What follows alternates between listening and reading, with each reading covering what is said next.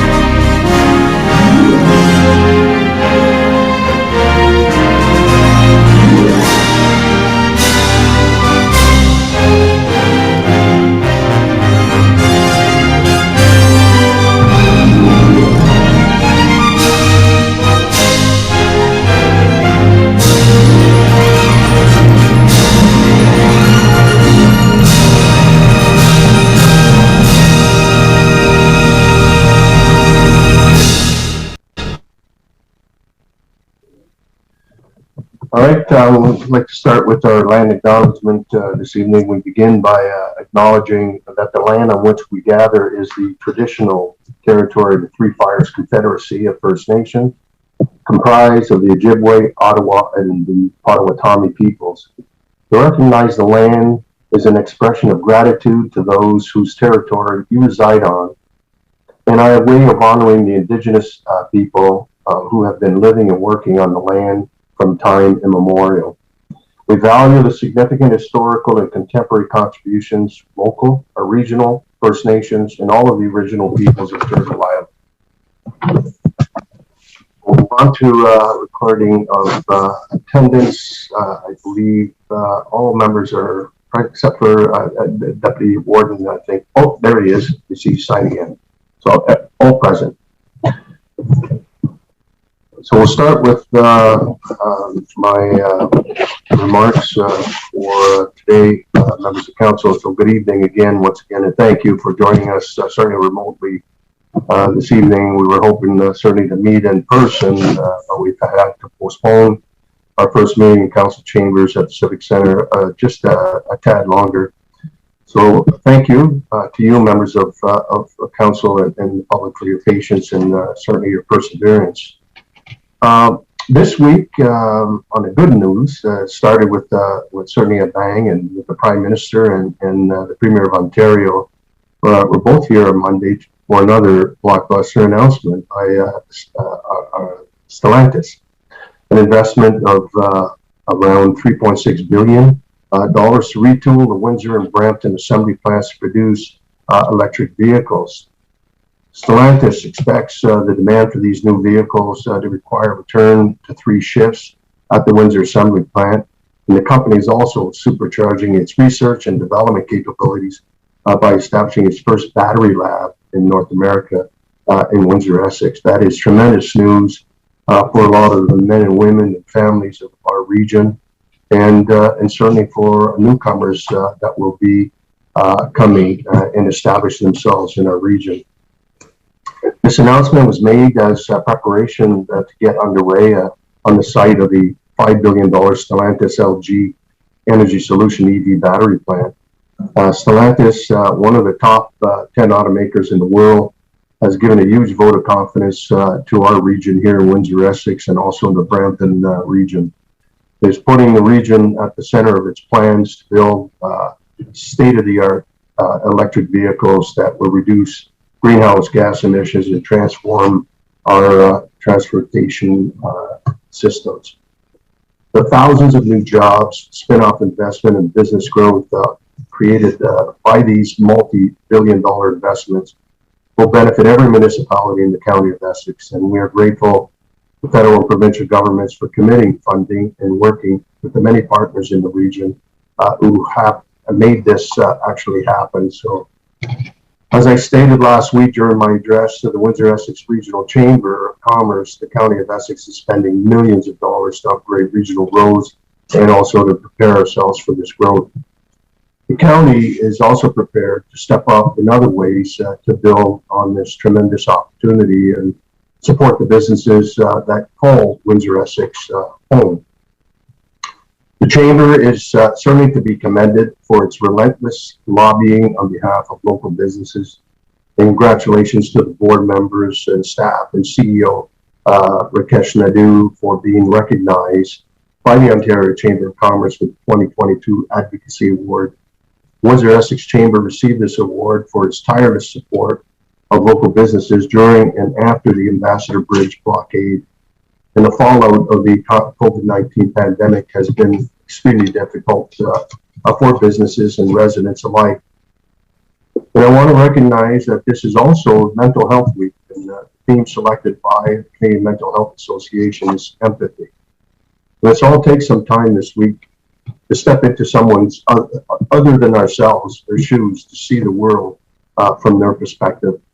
Let's stop to reflect rather than to judge. And before we weigh in on our own opinions, many members of our community are still struggling to recover from the past 2 years, and they certainly need empathy. We never know when another disaster can strike us, and while we shouldn't live in fear, we should be prepared for risks we know are common in our region, such as flooding and severe storms. This is also the Emergency Preparedness Week. And when we are reminded that to plan for these disasters and always have an emergency kit ready, I certainly want to thank you to the County of Essex Emergency Measures Coordinator, Mr. Dan Metcalf, and his colleagues for all of the work they do behind the scenes to make us ready. Let's heed their advice and certainly be prepared and stay safe in the coming weeks. So with that, members of council will move on to any disclosure of gaining or interest on the agenda as presented to you this evening. Okay, none indicated. We'll have that to be reflected. Find yourself in a conflict situation, please address the chair and we'll deal with it accordingly. Delegations this evening, we do have a couple of delegations, members of council, and our first delegation this evening to present to us under 9.1 is Enbridge Gas Incorporated. With us, we have Mr. Brian Chauvin, the Manager of Operations of Essex County and Windsor and Chatham-Kent. Also with him, Brian Lenny, the Senior Advisor of Municipal Affairs, and Tammy Mugger, the Construction Superintendent Panhandle Regional Expansion Project, to make a presentation to County Council regarding the Panhandle Regional Expansion Project and to request a letter of resolution of support for the project from council that would be included in the project's Ontario Energy Board application to be filed in June 2022. And so if I can have a recommendation that they can appear before council this evening. Mayor McDonald move and Mayor DiCarlo support. All in favor? Opposed, if any? That is carried. And Mr. Lenny, I now going to turn the floor to you and Ms. Chauvin and Tam. Thank you, Your Worship and members of council, for the opportunity to present this evening. If I may, before I get started, can everybody hear me okay? Yes. Okay, that's great. So we'll get started here. My name is Brian Chauvin. I'm the manager of operations for Enbridge Gas in Windsor and Chatham, Kent.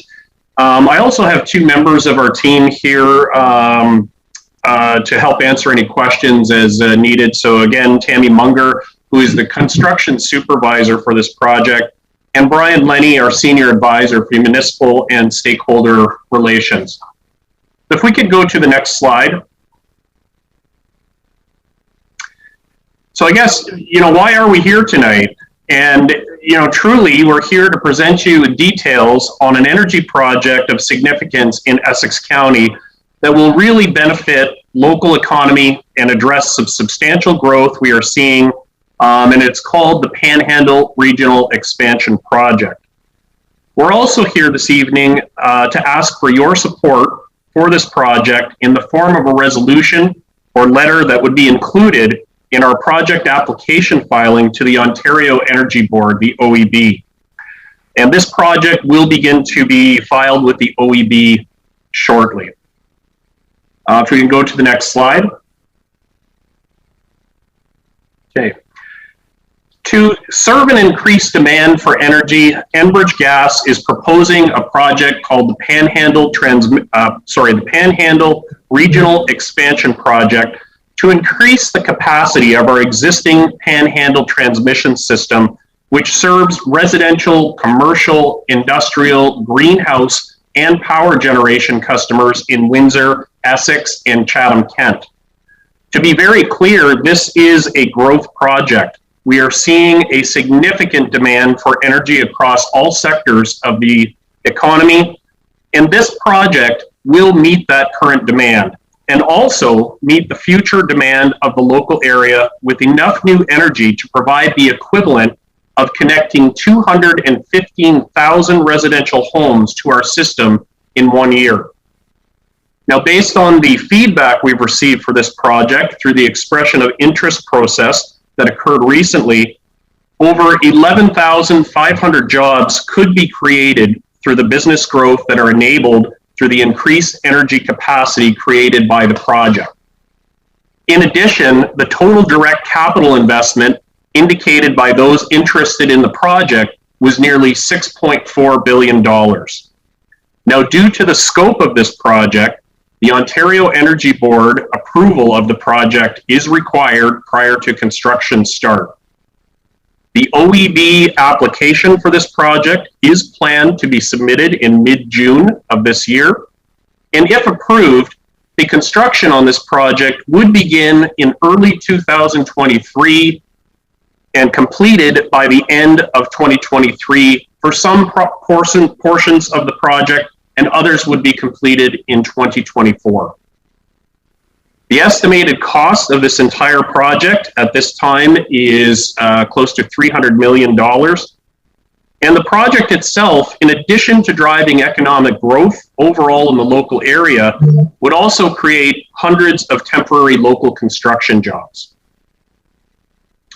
So if we can go to the next slide, I'll talk a little more specific about the project itself. Now, within this project, there are two main components. The component which I'll speak to on this slide, the Panhandle reinforcement, is primarily in Chatham, Kent, and Lakeshore. The Panhandle reinforcement is the light purple proposed route that's showing on the map going north to south. and it follows our existing Panhandle transmission system. Now, the construction would involve 19 kilometers of new pipeline looping, which means a new pipeline next to the existing 20-inch Panhandle pipeline. The new pipeline will be 36 inches in diameter and located adjacent to the existing pipeline corridor between the Dover Transmission Station, located at Balmoral Line and Town Line Road in the municipality of Chatham-Kent, and a to-be-constructed new station in the municipality of Lakeshore near Richardson Side Road and Middle Line, just west of Tilbury. This project is to be constructed in private easement, with some road crossings being required. Now, if approved by the OEB, construction on this portion would begin in early 2023 and be completed by the end of 2023. Okay, so if we can go to the next slide, I'll talk about the next portion of the project. This is called the Leamington Interconnect, and this is the yellow shown on the map there. This would be a new pipeline to connect several existing pipelines together.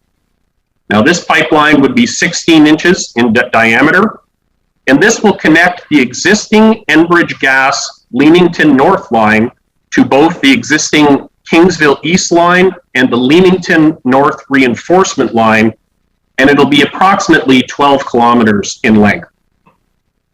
This component is to be constructed primarily in private easement as well, with some road crossings required. Now, the private easement follows County Road 8 and County Road 31. Mercia Road 10 may require some road allowance for this project, and in terms of the construction timelines, it would be planned for early 2024 until the end of 2024. Okay, if we can go to the next slide. Now, here, I finally wanted to make you aware of two related distribution. Now, these are smaller projects that will be proceeding separately from the Panhandle Regional Expansion Project to support it. These projects are smaller in scope with smaller diameters of pipeline, both of which would be constructed in 2023. And the first, Mercia Road 8 reinforcement, is a 1.3 kilometer project that would not require OEB application. The second piece, Highway 77, Mercia Road 7 reinforcement, is a 2 kilometer project that would also not require OEB application. So the planning for both of these supplemental projects is ongoing at this time. If we could go to the next slide.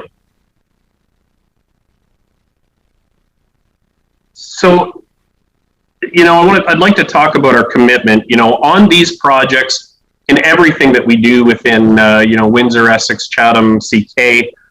Our commitment, we will work with the county staff on all project permits and requirements. We will keep council informed with updates as the project progresses, and we will keep the community informed. To note, we have already had initial discussions with staff on this project and look forward to further discussions in the coming weeks and months. And finally, if we can go to the next slide, your voice as a council can make a difference in this project being approved. We are seeking council's consideration of a letter of resolution of support for the Panhandle Regional Expansion Project, which will be included as part of our OEB application. The OEB application will review the need and community support for the proposed infrastructure. Now, a letter of comment or resolution in support will help demonstrate support and need for this project. Previous resolutions of support for other projects have made that difference. And finally, I'll leave you with, you know, for the Panhandle, we have received support so far from the City of Windsor, Municipality of Chatham-Kent, Chatham-Kent Chamber, the Windsor-Essex Chamber, Leamington District Chamber, Ontario Greenhouse Vegetable Growers, and Invest Windsor-Essex, with more presentations to local councils set for the next couple weeks. So if we can go to the last slide. You know, on behalf of Brian and Tammy, myself, and Enbridge, we thank you very much for your time, and we're happy to answer any questions that you may have at this time. All right, thank you very much, Brian, for your presentation. I'll now open it up to members of council if there's any questions or certainly comments they want to report. Mayor Bondi. Thank you, Warden, through you. I don't know who wants to answer it. Brian, just a curious question. The last two pipelines you're putting in, the smaller ones on Mercia Road, 1.3 kilometers and 2 kilometers, you stated it does not need OEB approval. Just curious, in a short form, what qualifies for an OEB approval and what does not? Sure. Maybe I'll start here. So the OEB they don't require an application for the OEB due to a couple of reasons. And you know, we talk about size, we talk about cost of the pipeline. You know, Brian, did you want to add anything to that one? Yeah. So the main rule of thumb is any project that's under $2 million in cost does not require an Ontario Energy Board application. So both of those. Excuse me, both of those projects would be under $2 million in cost. Okay, thanks. And just another question, I feel odd asking this, but just coincidentally today I had a resident text me and says, I want to talk to somebody at Enbridge. Who do I call? I don't know. I've never been asked that. So do you have a number I could give them, whether publicly or privately? Certainly, Mark. And if it's okay with you, if I can email you my contact, we'll make sure that they're taken care of and questions answered. Thank you, Brian. Appreciate that. Thank you. Ms. Santos. Okay, thank you, Mr. Warden. A question to Enbridge. I noted the timelines that you've put forward in the presentation, and in terms of, you know, kind of where you are today. With part of the, I guess, the land acquisitions that you're working with, are those pretty much already in play? Like, are you still going through some of the PICs, the public meetings with this information? Sure. Thanks for the question. And you know, sorry, Brian, I'm going to turn that over to you if you know that exact answer. Yeah, sure, certainly, and thank you for the question, Mayor Santos. So right now where we're at with public information sessions, those have been completed. So we actually had 2 rounds of public information sessions, one late last year, one early this year, and those have been completed, and the landowner negotiations are ongoing now. So we're right now on the discussion stage of early access to parcels of land, and the report from our lands agents this morning was positive that those discussions have been progressing quite well. So I can add to Brian's as well that I think as of today, for the Panhandle portion itself, we're about 97% positive. The primary acquisitions and the permissions for access to the land. There's obviously some extended negotiations with details, but 97% with a positive response is very good at this point of the project timeline. Okay, very good. And just supplementary, if I could, Mr. Warden. Go ahead. Yeah, so just recognizing, I mean, that's very positive that you're seeing that support even from the residents as you're identifying the area. I think from the perspective of us as a region, and we talk about and just look at the growth that's been identified even through StatsCan and the latest census throughout Windsor and our region. I might know Kingsville is the slowest growing one, but everybody's still growing.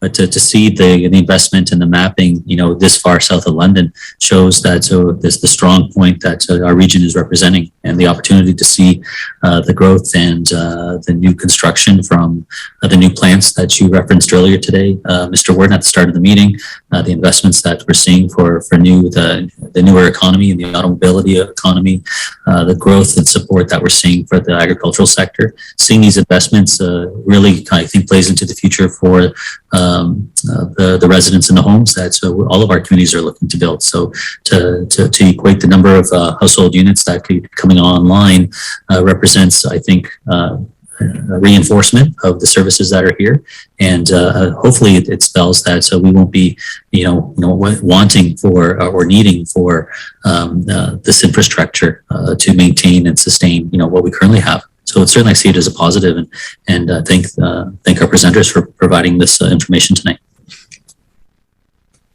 Just if I go to Deputy Mayor Leo Meloche, just a segue to Mayor Santos, and I know the Panhandle has been on the books for a while, and in other projects, because obviously the agri industry has grown by leaps and bounds and so forth. But a lot of new investments have come, post Panhandle and that. So,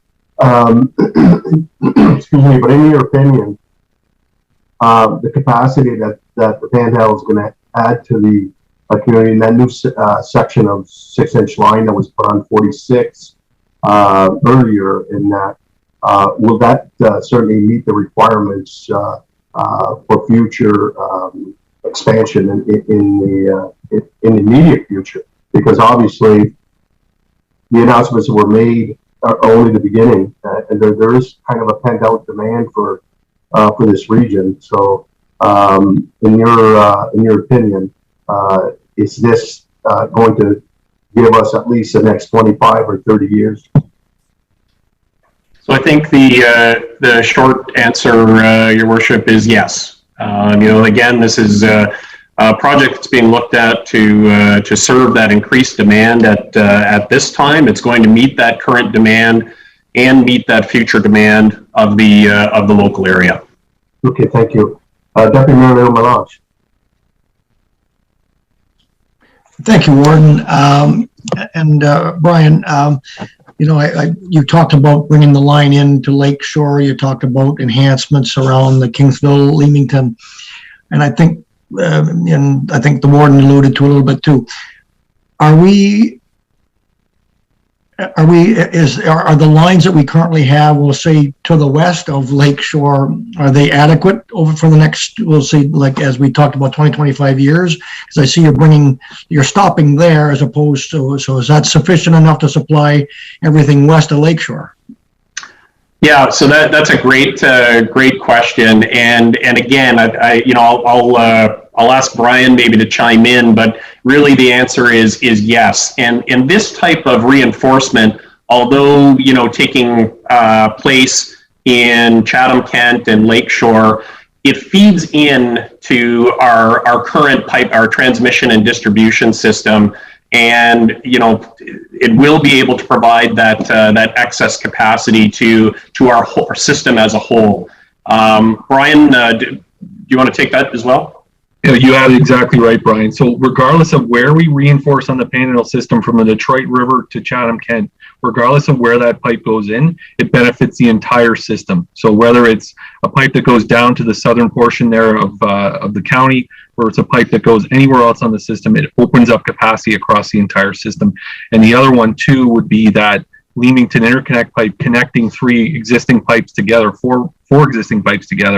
opens up capacity across the entire pipeline system. Well, thank you. All right, any further questions or comments to our delegate? If not, then certainly just a final comment is I think it's extremely timely that you're here and the development of the Panhandle project. I think with what's happening in the region, energy is going to be, it's either going to make projects successful in the region or not. And so, again, thank you for your presentation, and certainly I'd be looking at recommending that we have a letter of support resolution for Enbridge on this project. I think it's very timely, very necessary for the continued expansion and growth of our region. Mayor Santos prepared to move. And Mayor Bondi, support on the resolution. All in favor? Opposed, if any, that's carried unanimous. Well, thank you very much, Brian, and Tammy. Thank you. Thank you very much. Appreciate the opportunity. Excellent.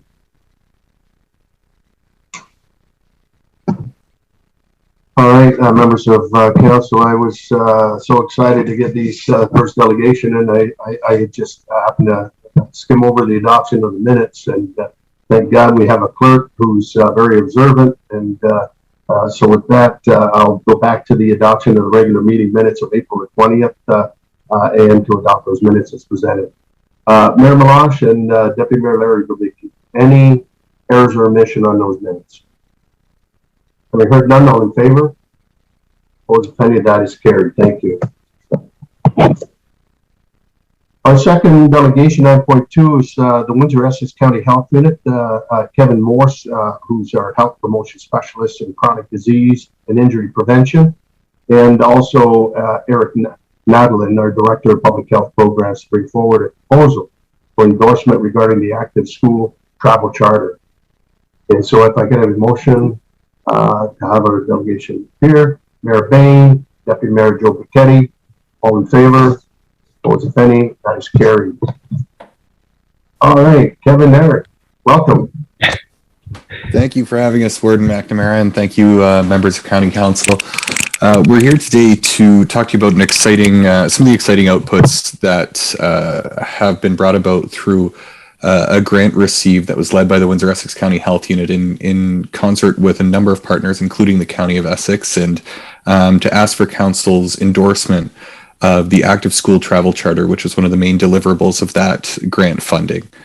And with that, I'll pass it over to Kevin, our health promotion specialist with the Chronic Disease and Injury Prevention Department at the Health Unit, to walk us through a brief presentation.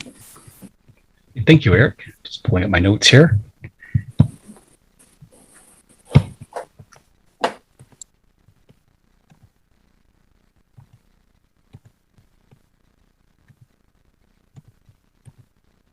Hey, thank you, everyone, for having us. And if we can move to the next slide, please.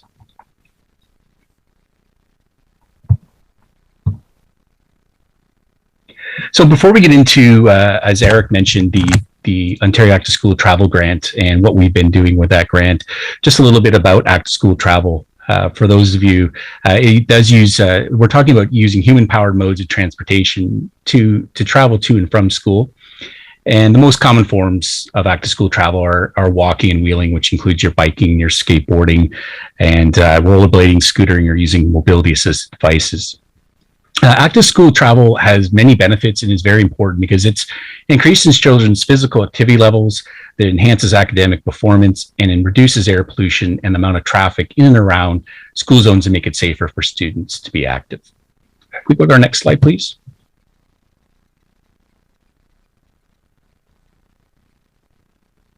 So as it's an important area for us, the Windsor-Essex County Health Unit, along with Vesta Community Partners, in fall of 2020, applied for the Ontario Active School Travel Fund, or OAST, or as we sometimes call it, OAST, on behalf of the Windsor-Essex County region. The fund is administered and overseen by Green Communities Canada, which is a leading organization promoting active school travel.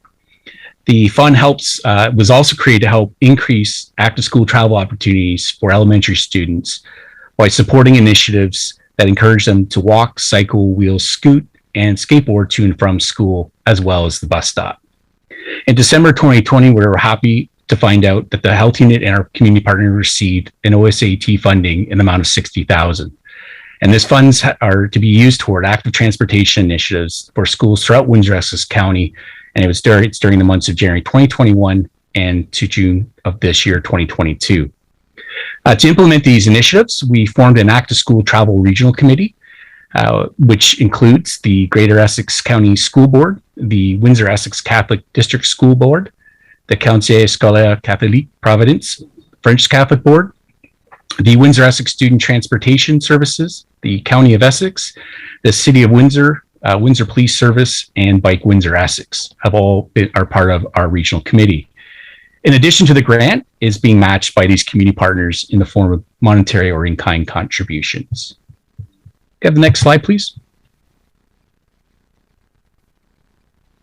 So since receiving the funding, we've been quite busy with a lot of different initiatives and activities. And some of the things that we've completed so far with this grant is we've hired an active school travel planner who oversees the coordination of all the activities.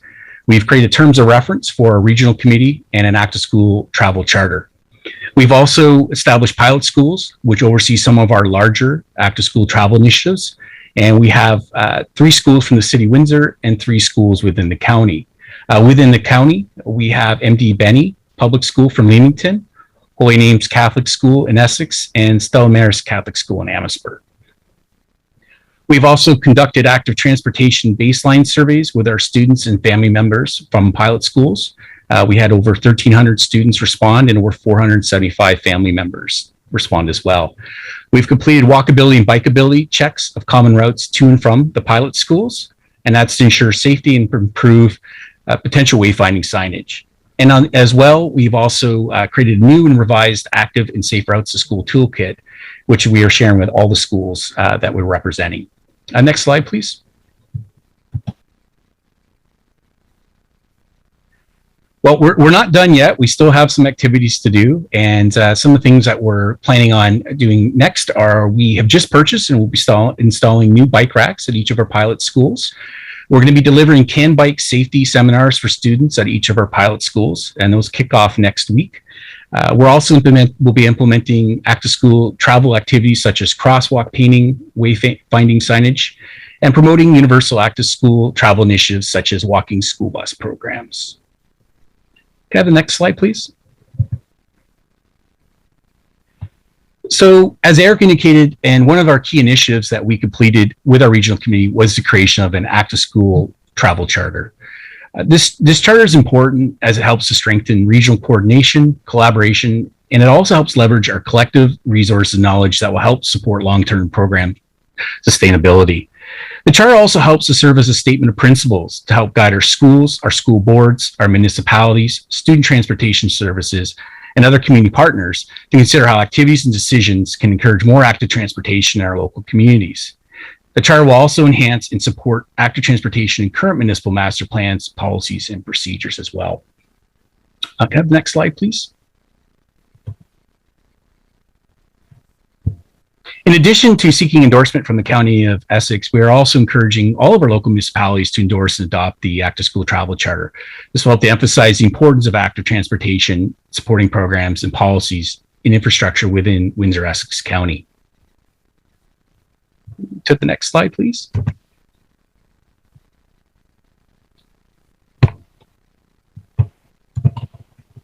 So endorsing the Active School Travel Charter will help to further demonstrate our commitment to active transportation in our region. And it also aligns well with our other municipal mandates, such as our CWATS Master Plan and CWATS Charter. It's an avenue for our municipalities and our community organizations and local school boards to collectively pursue opportunities to ensure long-term program sustainability. The endorsement also helps secure future funding opportunities for Windsor-Essex County to expand and strengthen existing active school initiatives and help get new initiatives underway. And it would also finally signify a cohesive long-term commitment to improve and enhance active school travel in the future for all our children in Windsor-Essex County. So in conclusion, we are asking the County of Essex to endorse and adopt the Active School Travel Charter, which will help to provide guidance and direction for future active transportation initiatives in and around our school. Thank you.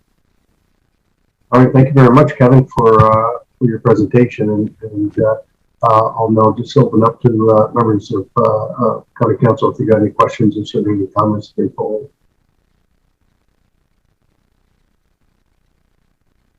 Go ahead, Deputy Member Kenny. Thank you, Eric and Kevin, for coming this evening. Just a question one of the charters, it talks about road safety and air quality, and trying to the importance of active transportation enabling policy. So I don't know at county council if we know or they can go back and check with their administration, but I find being at a school that the idling, waiting in the car is a huge issue. Aside from walking to school, that'd be great, but when parents do pick up their children, they come in the winter and they park their car along the building. We have the fresh intake valve that that those fumes are going into the school, and it's not safe. And even though you try to go out there, there's always a new grandparent that picks up their kids or whatnot. So I think the importance, I know our municipality, I did check, we do have an anti-idling bylaw, just to ensure, maybe to go back and with the clerks to see that everyone does have that. It will complement this initiative for sure, and help with enforcement if ever need be, where you can say, look, there's an 18 bylaw, please turn your car off while you're waiting, because some of them come 15 minutes and it's a long time. So just a comment on that regard. But thank you again for this initiative, and it's a great thing to have in our schools. Thank you. All right, thank you, Deputy Mayor. Mayor Malash. Thank you, Mr. Warden. Yeah, I think this is a great program, and when you get the schools involved like this, and I know the town of Essex, has marked out pathways, and our administration has talked with me about it as far as knowing what paths have been dedicated, and they're going to try in the wintertime, they will keep those paths clean so that the kids have those available first thing in the morning or later of the day as they are leaving the schools too. So I think this is a very good direction to go, and it is going to make more of the kids perhaps use routes, healthier ways of getting to school, and not depending on vehicles pulling into the yard and dropping the kids off as much as what happens now. So it really will help. So thanks again for taking this initiative. All right, any further questions or certainly comments? It's ironic that we're going back into our past, and I'm looking at some of the gray hairs out here, and it was March to school, and either you had a bike or a good set of running shoes, and so forth. So it's almost like we're going back to our past, which is not a bad thing in this regard. So I think it's a great initiative, and in particular in the last 2 years, and when a lot of the students were at home in front of a screen, and with not much activity going on, and so forth. So getting out of the pandemic and getting into some more normalcy, putting programs like this, I think are certainly ideal.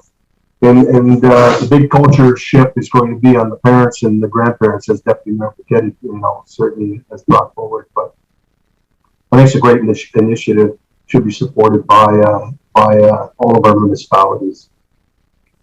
So on that note, members of council, I'm looking for a resolution to endorse the report. Yes, thank you, Mayor Bain, Mayor Bondi. On the endorsement, all in favor? Opposed, if any, that's carried unanimous. Once again, gentlemen, thank you very much for your presentation, and we're looking forward to working with the health unit and other agencies to certainly continue to promote this very worthwhile initiative. Thank you, Warden. Thank you very much, Warden. Okay, members of council, we'll move on to communications, and we have 34 pieces of communication to deal with. If I could have a motion to receive. Deputy Mayor Crystal Malash and Mayor DiCarlo. All in favor? Opposed, if any? That is carried. Any communications of interest that members of council would like to bring forward? Yes, Mayor Bondi.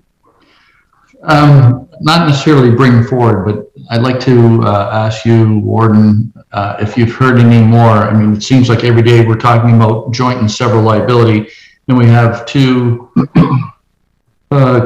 pieces of communication from Haldeman and then one from Barry, and they're asking about the joint and several. I'm just wondering if you heard anything at upper levels, or you can give us an update on if we're going anywhere with this. Well, it seems to, because of the election, obviously there's not much going on right now, but if you recall about 8 weeks ago, the Attorney General said that they were now prepared to do more in-depth investigations and so forth. But and I'm going to be as blunt as can be, and I think it's more a token conversation. It is one of the toughest pieces to bring forward. The Trial Lawyers Association are a very powerful lobbying group, and they've done remarkable work and basically suppressing, the ability of bringing this type of legislation forward. I would say, Mayor Bondi, again, an opportunity with the candidates, and I think this is a question that should be asked of them, and because it's an issue that for us in the municipal sector is very costly. And, I know that our treasurer, Ms. Weir, through the MFOA and others, in trying to work and try and find new ways of ensuring our municipalities, it's very difficult. So, the quick answer is, we're looking into it again. It's never left the books of AMO. It's still front and center. It's something that's north of 400 million a year to insure municipalities. That's a lot of money. That paves a lot of roads and fix a lot of potholes, and so forth. So thanks for somebody bringing it up. But I know Mayor McDonald also sits on the board as well in small urban. We'll certainly continue to push, the envelope. And those who are going to the AMO conference, it's live this year. It's a good opportunity that whoever's going to be the Attorney General to the Bear Pit session to bring that question and say, we've been waiting 20 years. What kind of answers we're going to get. So keep that in mind for the August convention. Thank you, Warden. Anything else? Yeah, go ahead, Deputy Mayor Leo Malas. It's on the same note. I know I entered politics, and that was an issue on the, at the forefront of the time as well. This joint, and you talk about the Lawyers Association having a powerful voice and lobbying. We're 144 municipalities in Ontario, and I know AMO is fighting, but somewhere 144 voices, or times how many are counselors on these in these municipalities. We should have a stronger voice, and I don't know why AMO can't somehow push that, or why the municipalities can't say enough is enough to the government. I just throw that out there as a comment. Mayor McNamara, because you're closer to that than I am, but I've seen it for the last 8 years myself, that it seems to be just a losing battle, or are we wasting breath? I guess is what I say sometimes. Yeah, I think when I start hearing about the whole joint several, I had hair, and so that's a long time. But anyway, having said that, it's 444 municipalities, but there's everybody knows the name of Mayor McCallion, Hazel McCallion. And Hazel, about 10 years ago, and I remember in the Bear Pit sessions, he said, we will continue to ask the question until you give us the right answer. And I think that's basically what we need to continue to do, and is continue asking the question. And Mr. Galloway, our CAO, was on the board for 15 years, and he can attest that this is something that we talked about a long time ago, joint and several. And even in the going back to the 2006, 2008, and the municipal and provincial fiscal review, all of that was part of the part of the equation. So but the thing is, to your point, Deputy Mayor, we've got to keep asking the question. Keep pushing it. Mayor Bondi? Just to follow up, if I could, Mr. Warren, to Mr. Galloway, did you have hair at the time you started with Joint and Several? I had my finger on the unmute button because I was going to make that joke, but thank you for making the joke for me. And the answer to the question is yes. All right. Any further questions or comments? If not, all in favor? Opposed, if any, that is carried. Thank you. We have no resolutions, members of council, this evening, and so we'll go to the consent agenda. We do have a recommendation in the administrative report listed as items S 11.1 and 11.2 on the consent agenda of May 4th, 2022 be approved, and further that the information item listed as item 11.3 on the said consent agenda be received. Moved by Mayor McDonald and Deputy Mayor Tracy Bentley. Support.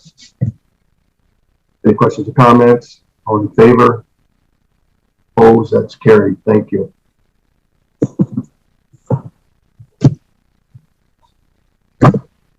All right. We move on to reports and questions. First on 12.1, the Essex County Library, the minutes from the March 30th Essex County Library Board meeting. Deputy Warden Nelson Santos, the chair. If you want to bring those minutes forward for us, please. Thank you, Mr. Warden. Certainly move the minutes of the March 30th, 2022 Library Board meeting and have the minutes received. Thank you. Support. Deputy Mayor Leo Malash, or Leo Malash, sorry, Crystal Malash. All these Malashes. Okay. Any questions or comments on those minutes?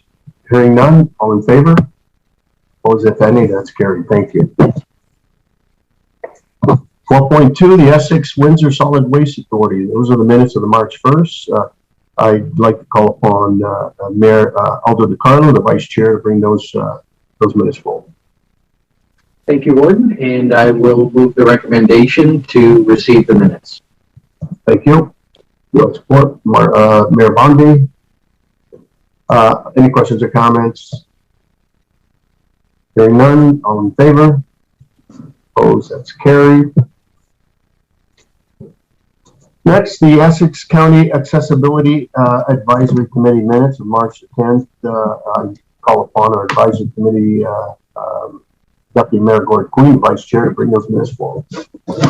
I move that we adopt those minutes, and I'd be happy to answer any questions. Thank you. Support. Deputy Mayor Leo Malash. Any questions or comments? Go ahead, Deputy Mayor Vivicki. I'm seconding the motion. Any questions or comments? Hearing none, all in favor? Opposed, if any, that's carried.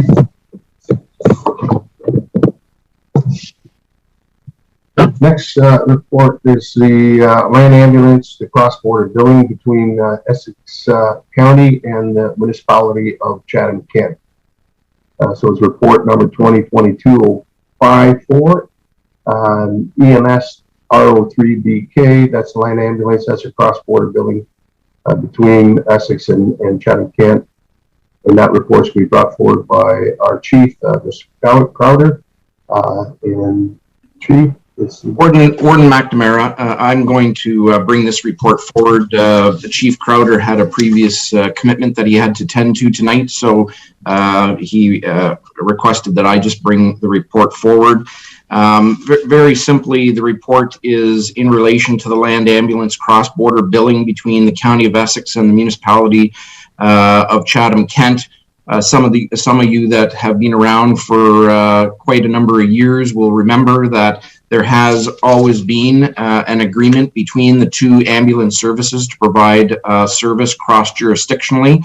And in recent years, the way of doing the billing has become somewhat cumbersome from an administrative perspective. So back in 2017, Chief Crowder and the municipality and the service in Chatham-Kent started to do just a little bit of a study to see how many cross-border instances were there, and was there a need to do hundreds of transactions back and forth when each provided service to each municipality. In the report, you'll recognize, or you'll find information as it relates to, especially in the last couple of years, 2020 and 2021, even though there has been a few hundred calls between the municipalities, really the outcome is negligible. So there has been recent discussions between the two EMS services to revise the agreement, the mutual aid agreement, and that billing wouldn't occur unless an emergency response into the other municipality's jurisdiction, which would require an upstaffing of any additional ambulance for a prolonged period of time, was required. Right now, you may know that when any call transpires, there's a log that is kept. That will continue, but then there's billing back and forth on a monthly and a quarterly basis. And as I said, it's become somewhat cumbersome from an administrative perspective. And because of the negligible outcome at the end of the year, doing away with that administrative process and amending the mutual aid agreement is what the chief is recommending to you this evening. So ultimately, the recommendation is that the Essex County Council receive the report, endorse the recommendation to adopt a bylaw authorizing the warden and the clerk to execute a cross-border land ambulance mutual aid agreement between the County of Essex and the municipality of Chatham-Kent, and to rescind the existing bylaw, which is 35-213, immediately following the said cross-border land ambulance aid agreement being executed. And I've been provided with a number of hopefully answers to questions if you have any, and would take those, any questions you have at this particular time. All right, thank you, Mr. Galloway. Any questions or comments to our Chief Administrative Officer? Yes, Mayor Bailey. Thank you, Mr. Warden. Certainly in favor of the agreement, and especially seeing the clause in there if there's an emergency situation. But I do have one question. When you look at the Chatham-Kent service to Essex in 2019, there's that blip of a drop of 100 in there, and yet every other one seems to really be very similar. Any reason for that blip? The chief had indicated to me that, because I asked the same question, Mayor Bain, and the chief indicated to me that obviously call volumes, there is no science to call volumes, and it transpires naturally, and they can't really control that factor. That particular year, I hate using the expression, but the numbers are what they are. And that is what was required cross-jurisdictionally between the two services. And yes, in 2019, there was a 103 amount ratio, but there was no specific event that contributed to that. It was just somewhat of an anomaly in a year, and more service being required than had been in previous years between EMS and Essex Windsor and providing that service to Chatham-Kent. But it has rectified considerably in the last 2 years to really be a wash ultimately at the end of the year. So they're working together to make that adjustment and make it fair and equitable. Thank you. Any further questions or comments? Move the recommendation, Warden. Thank you. Moved by Mayor Bondi, supported by Deputy Mayor Portman.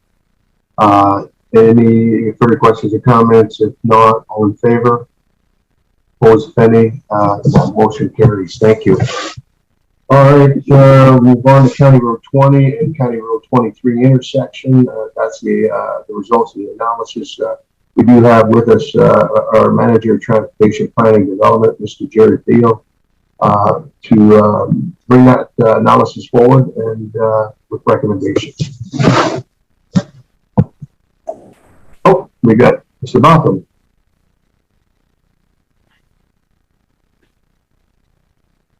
Thank you. Thank you, Mr. Warden. We're just waiting for Jerry to pop up on the screen. There he is. Here I am. Thank you, Warden and members of council. I've got a report here for you regarding County Road 20 and 23, an analysis regarding the intersection control. But I would like, if I may, to do a brief presentation in general on stop controlled intersections, which may help to explain the decisions that we're making on this particular intersection. So, next slide, please. So the problem is that there are too many collisions due to drivers not stopping at controlled intersections. Next slide. And some of the reasons, although these are not all of them, may be that signs perhaps are not as visible as they could be. It could be impaired drivers, distracted drivers, or just drivers driving too fast. And so we're looking at what tools do we have to help drivers see these stop signs and to obey the laws and stop. So next slide, please. These are just some of the tools that we have in our toolbox. There's a number of things we could do with signage, adding larger signs or supplementary signs, improving lighting, adding additional road marking or colored texture, making sure that the signs are visible by clearing some shrubs or bushes, if that's the case. And then there are other methods of traffic control, such as all-way stops, four-way stops, or traffic signals, or even roundabouts. And I'm just not going to go into detail, but I'm going to talk briefly about some of these and the benefits and costs. Next slide, please. So one of the things we could do is add advanced stop signs. And the purpose is just to warn drivers there's a stop control ahead. And there's different sizes we can use. There's the standard size, which is generally around 60 centimeters. And then there are oversized signs. And let's just call them special oversized signs, which are even larger or extra large. And generally you use the oversized signs when there's a higher posted speed, 70 kilometers an hour or more, and where the traffic conditions warrant greater visibility. Perhaps the extra large signs might be used at locations with high conflict or a high number of collisions. And the idea is just to generate larger impact. Next slide, please. It's a similar thing with the stop signs.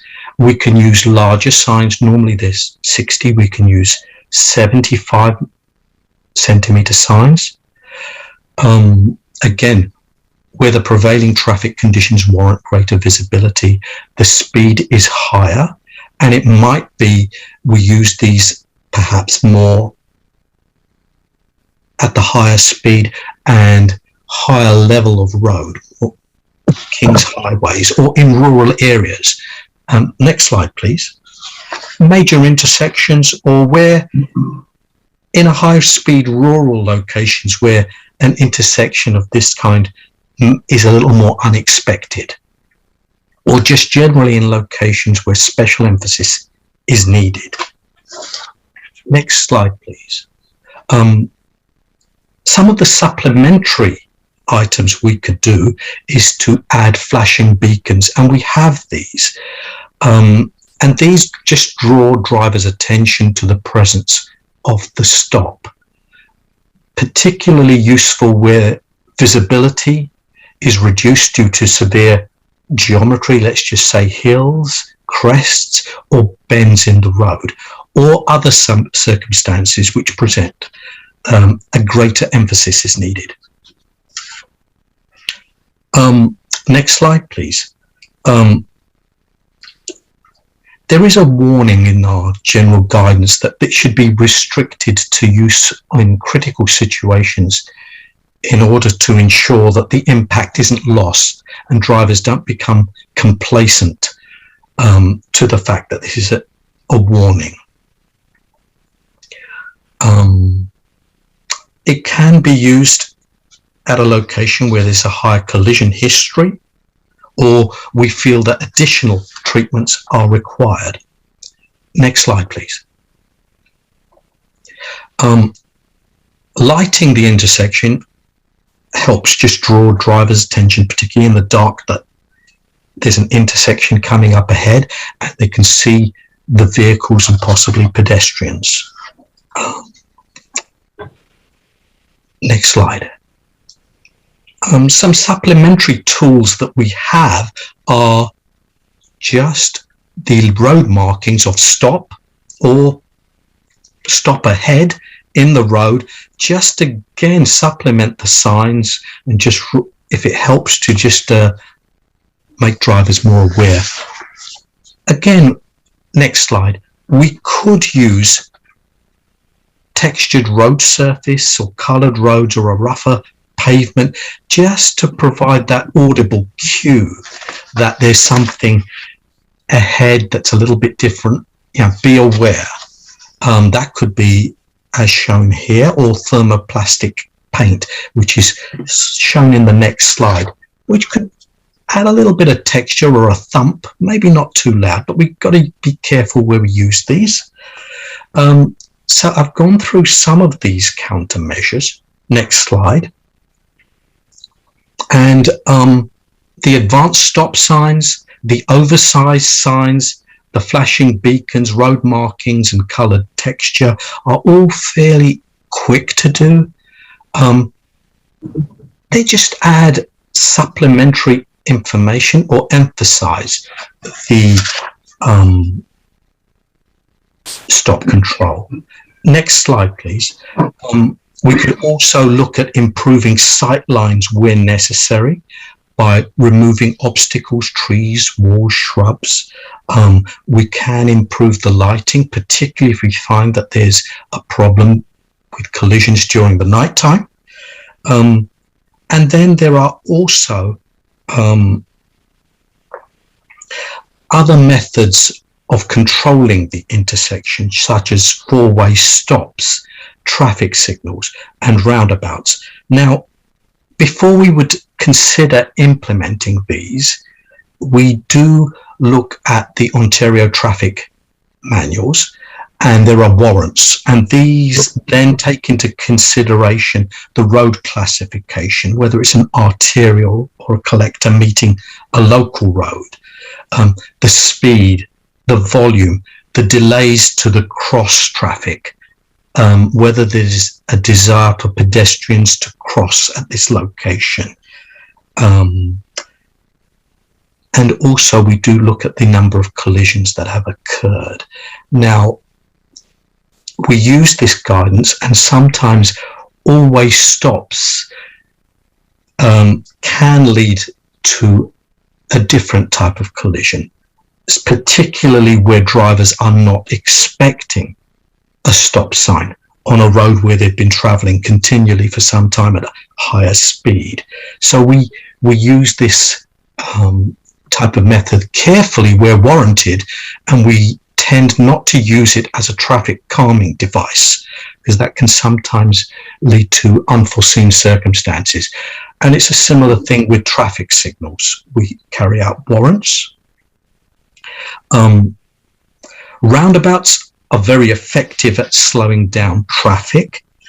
It's a long lead-in time, and they require a lot of land, additional land, and they can lead to an increase in minor collisions, because where you slow the traffic down, you can end up with more rear end minor collisions than you had previously. And so we think carefully about when we are considering to install a roundabout. There's a long lead-in time and a high cost. And also just the geometry, you need a more balanced traffic flow. If you've got traffic flow, perhaps east-west, the southwest traffic will not, north-south traffic will not find gaps to enter the roundabout, which can lead to frustration and that imbalance. So there's a number of considerations we take before thinking about these types of measures. And I'm available to answer questions, or I could just now proceed to the report on the specific location of County Road 20 and 23.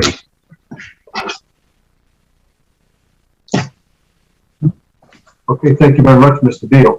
Any questions or comments to yes, Deputy Mayor Lou Melas? Thank you, Warden. And Jerry, we've used what I'll call rumble strips. You know, you talked about textures, but we've actually dug into or impressions into the asphalt to create we'll say vibration or sound within the vehicle to identify that there's a stop ahead. I don't see that in your plans at all.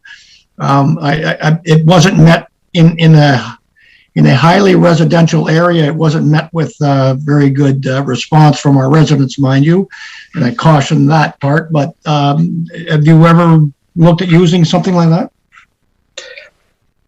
Thank you. Through you, Warden, if I may. We are, in this report, we are recommending we actually try some textured surfacing or colored surfacing or both. And I'm using the term textured because we want to try these things and get the amount of vibration and sound right. Not enough to disturb neighbors, but enough to warn the driver that there's something different. Now, if there's no residents present, then yes, we can use those sort of more aggressive type of deflection to cause some noise. Okay, thank you. Thank you for the questions or comments to Mr. Beal. Yes, Deputy Mayor Queen. First, I thank the presenter for his report. The recommendations are good. I support the recommendations and I'd be prepared to move it. Before I do, though, I just have one question, and that has to do with the speed entering the intersection coming north to south because of the grade level where we have the greenway not too far from this intersection, and you're basically going downstream. Was that speed or in that particular section from the greenway south to the intersection considered as you made your report? Now, with this report, we did consider the speed and volume, and there has been another a letter from I believe that has asked us to review the speeds. So in my report, I recommend additional signage on the road markings, a flashing beacon. It meets our current guidelines, but this may be supplementary, and I would be reviewing the speed as a separate item, as I couldn't do it in time for this report. So I will come back with a review of the speeds. Thank you very much, Mr. Warden, and to the presenter, I think that is definitely a positive step. Well, thank you. Mayor Melas.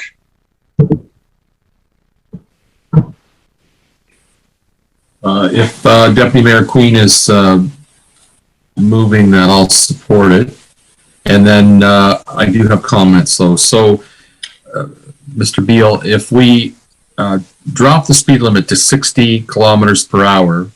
I thought I had read under the recommendations that if we drop to a lower speed limit below 70 kilometers per hour, that we would not be, then we go without the beacons on the stop sign. Thank you for that question.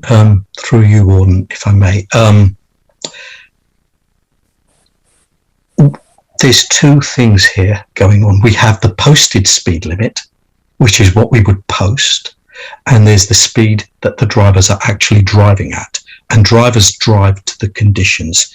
Now, I would be, at this moment, I would be reluctant to post a lower speed, so to get away from installing beacons. What I would say is, where there's a lower speed, a speed lower than 70 or 60, the beacons may not be required. Did that answer your question? Well, kind of. You said that you were considering dropping the speed. A letter came in requesting us to review that, and we will, but I haven't reviewed it yet. Okay. So my concern is that I wouldn't want to see the speed lowered and remove the beacons on the stop sign. Yeah. So I think the beacons are more important than the speed. But I do understand what Deputy Mayor Queen is suggesting, because I originally had thought the same thing. Why do we not just have a lower speed limit on the approach to County 20 coming from the north on County Road 23? But if it means not having the beacons, then I'm probably not in agreement to dropping the speed. But if you're using textures on the road, that would perhaps help to mitigate someone's speed. It would draw their attention to, whoa, what was that? Maybe I'm going too fast, and alert them to something. One of the other questions that I have, Mr. Beal, is on the approach to County Road 23 when you're on County Road 20, I didn't see anything that talked about what could perhaps be draw any attention to the drivers on County Road 20 that there's a dangerous intersection up ahead where there have been multiple accidents. You have seen the statistics, and you have seen the times of days where the accidents happen. We don't actually have that information for ourselves. So it's hard for us to make a judgment as to whether that would be of any benefit. But if these accidents were happening, where if the drivers on County Road 20 were made aware of the fact to keep a closer eye on the intersection because there had been a number of accidents, perhaps that would be enough for them to be maybe slowing down on their own. If they're going 100 kilometers an hour, as many people do in an 80 kilometer an hour zone, maybe they come down to the speed limit of 80 kilometers an hour while they're going through that intersection, knowing that it's a dangerous intersection. So just a comment on that from you, if you don't mind. We looked at the collision history, and we don't have the current history for the very near future. It goes back a year or two at least. And we look for patterns. So we try to figure out what is causing this. And if there's patterns emerging, like a number of collisions during nighttime, we perhaps think about the lighting. This road is fairly flat. It's got good sight lines. There's no visibility issues that we saw, and there's no patterns at nighttime or in the rain that we spotted. And so we checked against the warrants and the guidelines, and it meets all of those. So what we feel is the appropriate action is some additional supplementary advice that there is a stop sign. And that's it at the moment, but I will be doing a more an additional review of the speeds at that intersection in the near future. Thank you. And one more question, Mr. Warden, if you don't mind. Yeah, go ahead. Thank you. So Mr. Beal, so if we move these recommendations forward and we would find that there are a few more accidents after these conditions are put in place, would we be able to do another study or look at the intersection again? How much further into the future, or how many more accidents? Like the severity. What are we looking at to try and see whether or not this needs further safety measures at this intersection? That is a very difficult question to answer. I think I would look at the police reports and try to see if there are patterns. Is it a one-off, a very unfortunate one-off, or is there a pattern? At the moment, what we've recommended are items that will do no harm and improve the situation.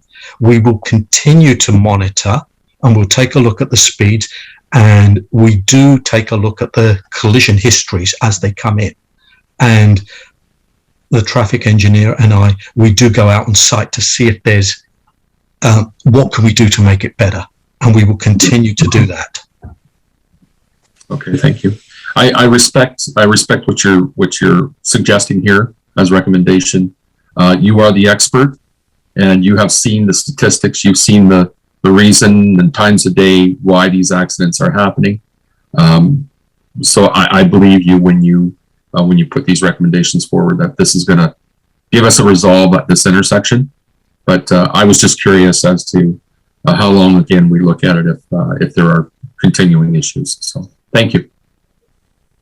Any further questions or comments? Mayor Santos. Thank you, Mr. Ward. And really just quickly, just want to, thank administration. I appreciate obviously the care, the consideration that was been put into the report. Completely outlined the environmental scan of that intersection, what's there, what's not there, and potentially contributing factors. I appreciate and recognize the recommendation deals with, I think, the next best steps, the most logical process, stepping forward with enhancements on the approach to the intersection off of the county road and the town line. So, I guess beyond that, I'm happy to move that and look. And I have other questions that raised for other intersections in town, but I'll bring that under unfinished business. But I appreciate the thoroughness of this review. So I'm happy to move the recommendation. Yeah, I think I believe I got it is moved by Deputy Mayor Queen and Mayor Gloss supported it on that. So that's done. I think as a comment. I think in your presentation, Mr. Beal, you indicated in terms of either it's an impaired driver, unintentional, not paying attention, in terms of driving. That's what accidents are there for. I think what's being asked or implemented here is to basically create that awareness. If somebody's not paying attention, you're probably, I think the very first sign and so forth, probably how many meters would that be from the intersection? 300 meters, 200 meters, from the intersection with the first sign saying stop ahead, and then the paint markings and so forth. So I think with those measures that are there, it's basically, I got a stop sign here coming up and so forth. So creating that awareness, especially if drivers are not paying attention, because most accidents at intersection is exactly that. People are not paying attention. So I do see these as a good start. The other thing too is that if this recommendation is passed tonight, which I think it will be or should be, when you talked about doing continued investigation on speed, that's not going to impede getting this done, right? We're going to, the speed just a supplementary above and beyond. Yes, Warden. We would like to implement these if council directs and carry out a speed study and look at the speeds and see if that needs work as well. Okay. All right, any further questions or comments? If not, then on the question, all in favor? Opposed, if any? That is carried. Thank you. Unfinished business, members of council. Mayor Santos.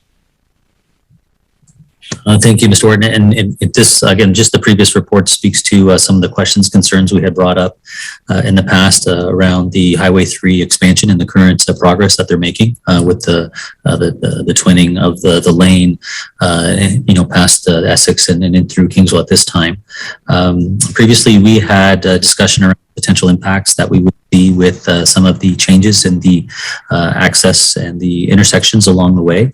And one of those that we've highlighted from our municipality is the core intersection at County Road 27, so Bell River Road, and County Road 34, which again, when I look at the thorough review that was done in this previous report, I think it's important that we have a similar review conducted for that current intersection, where we only currently have a two-way stop at the corners at County Road 27. So I was just wondering if there's been any updates or progress from administration's consultations either with the county and the town about other enhancements there. I have seen some changes recently in terms of the intersection and the visibility and the triangle, visibility triangle there. Just wondering if there's any additional updates or if we can ask for a future report on doing a similar environmental scan there for potential investment. If it's deemed we may need a controlled intersection because the new traffic coming in off of the highway because of the lesser intersections may be warranted. It's something we can also ask the province at this time to put into their works as well to support, our county road and county intersection.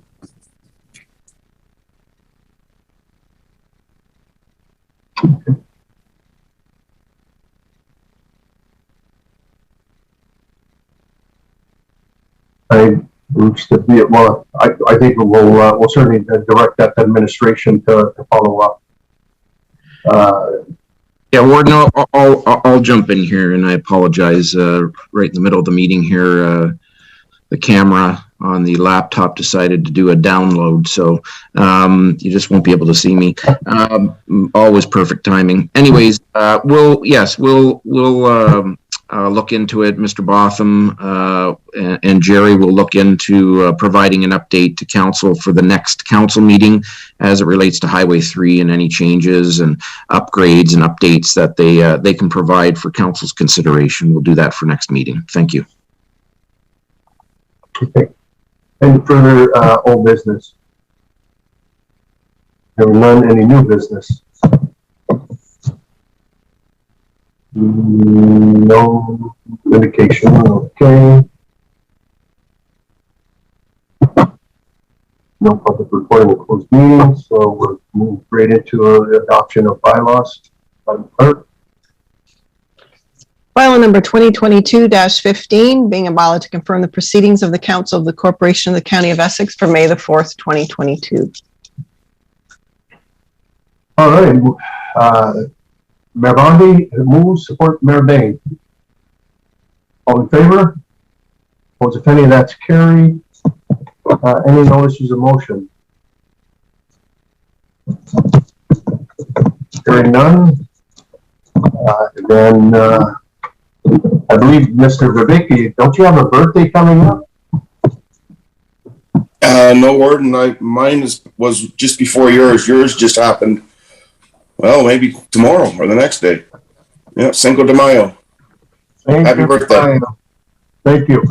And no further no further business. Then adjournment is certainly in order, members of council. Moved by Deputy Mayor Vivicki, supported by Deputy Mayor Person Malash. All in favor. And for those, stay safe. And until we meet again on the 18th, I bid you good night.